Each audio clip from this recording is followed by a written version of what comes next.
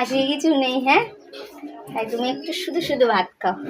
আজকে বিস্কুট নেই, বড়া নেই, সবজি নেই, কাল আসবে কেমন? তারা এই যে কাল আসবে, রাগ করেছো? রাগ করার চোটে কথা বলছে না, কি করা যাবে? ঠিক আছে, টাটা। কাল এসো, কালকে দেবো, ঠিক আছে? টাটা।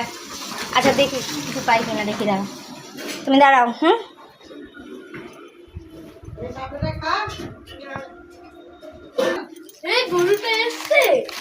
তোর জন্য আমি গজা নিয়ে এসেছি, দাঁড়া। গজা Yes.